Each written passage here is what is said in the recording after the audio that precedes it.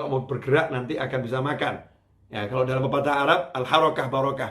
Kalau mau bergerak nanti berkah.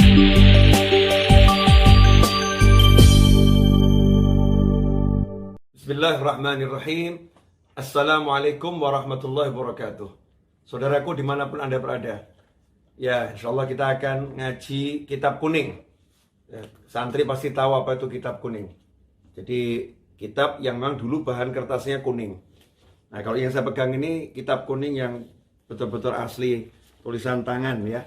Tulisan tangan. Ini merupakan kitab yang berisi nasihat-nasihat, wejangan-wejangan Al-Habib Ali bin Muhammad bin Husain Al-Habsyi, yang mana kakak beliau adalah guru daripada Syekh Hasyim Asy'ari rahimahullah. Nah, kita akan coba baca sedikit. Insya Allah sedikitnya orang-orang soleh itu enggak sedikit, full barokah. Ya, full barokah. Kalau hati kita ini kita sirami dengan kalimat-kalimat hikmah nasihat orang-orang soleh, insya Allah hati kita akan hidup.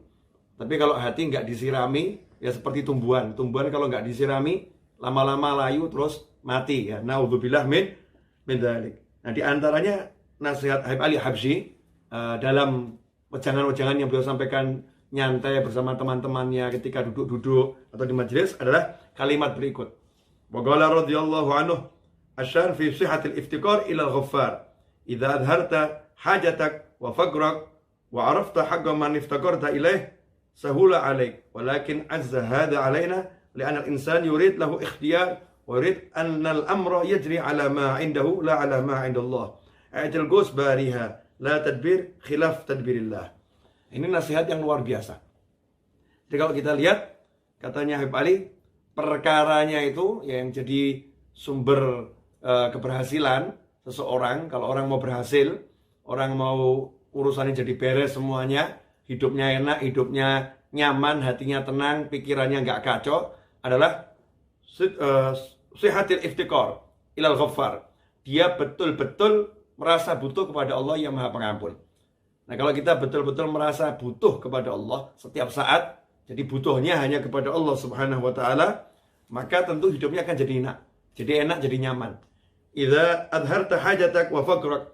Kalau kamu tunjukkan kebutuhanmu, ya kamu laporkan kebutuhanmu, kemudian kamu tunjukkan semua kefakiranmu ini, kamu nggak bisa ini, kamu nggak punya ini, kamu tunjukkan kepada Allah Subhanahu wa taala, dan kamu ngerti, kamu sekarang lagi menunjukkan kepada siapa? Kami lagi ngelaporkan kepada siapa? Ngelaporkan pada Allah yang Maha Kuasa, yang Maha Kaya, yang Maha Bisa, dan gak ada yang lain. Yang ada hanya Allah Subhanahu wa ta'ala. Kalau sungguh-sungguh seperti itu, kamu laporkan kebutuhanmu, dan kamu paham, Allah Maha Bisa, Allah Maha Kuasa, dan hanya Allah yang bisa, dan hanya Allah yang kuasa, sahula alaik. Maka semua urusan jadi mudah. Gak ada yang berat. Tapi yang jadi masalah, ya, kita itu mau semua sesuai dengan pikiran kita. Ya, kita pakai pola pikir kita, rencana kita, semua terwujud, pengennya kita sesuai yang kita rencanakan. Padahal yang bisa merencanakan itu hanya Allah Subhanahu wa taala. Manusia nggak punya rencana. Yang ngatur semua ini adalah Allah Subhanahu wa taala. Etil gus bariha. Ya, kamu serahkan saja. Ini busur panahnya serahkan ke Allah Subhanahu wa taala. Ya, biar Allah yang ngatur semuanya. Yang penting kamu tunjukkan hajatmu. Ya, kamu lakukan yang kamu bisa. Bisanya apa sesuai syariat dijalani. Tapi jangan ngatur Tuhan. Ya, jangan ngatur Allah Subhanahu wa ta'ala. Nah, kalau kita ngatur Allah Subhanahu wa ta'ala, kacau hidup ini. Kita akhirnya menjadi putus asa, menjadi orang yang lemah, ya, orang yang mudah goyah dan jatuh. Kenapa? Setiap kali ngatur dengan ilmu yang kita rasa kita miliki, pengalaman yang kita rasa kita punyai, kita bersandar pada teman-teman yang kita rasa setia, kita bersandar pada simpanan-simpanan yang kita miliki, harta, properti, dan lain sebagainya. Ternyata yang terjadi di luar semua itu akhirnya stres. Ya, akhirnya stres. Tapi kalau sejak awal kita tunjukkan, ya Allah, saya nggak bisa, Engkau yang Maha Bisa. Saya nggak punya, Engkau yang punya. Saya butuh ini loh ya Allah. Saya butuh ini ya Allah. Maka semua jadi mudah. Tinggal kita bergerak dan bergerak. Kata orang Jawa, obah mamah. Orang kalau mau bergerak nanti akan bisa makan. Ya, kalau dalam pepatah Arab, al-harokah barokah. Kalau mau bergerak nanti berkah. Nah, ini isi kitab kuning tuh ya, seperti ini nasihat-nasihat. Makanya para santri itu yang mau belajar betul-betul kitab kuning, sesungguhnya dia memiliki gudang keilmuan yang gak akan pernah habis. Ya, gudang ilmu yang luar biasa. Insya Allah dari channel YouTube Habib Novel Aidrus kita akan belajar kitab kuning sebanyak mungkin.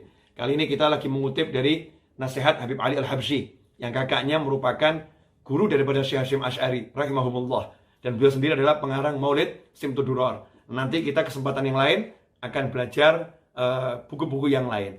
Jangan lupa ya, subscribe. Kalau belum subscribe, kemudian tekan loncengnya, like dan share. Ya, like dan share. Insya Allah ini manfaat.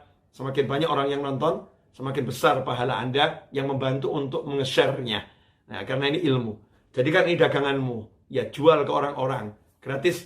Ya, cuman cukup dia download, dia share. Maka insya Allah dapat pahala yang besar. Adal ala khairin kafa'ilih. Orang yang menunjukkan kepada kebaikan sama dengan orang yang mengamalkan kebaikan itu sendiri. Kalau kita belum bisa, siapa tahu orang lain bisa. Semoga berkah dan manfaat.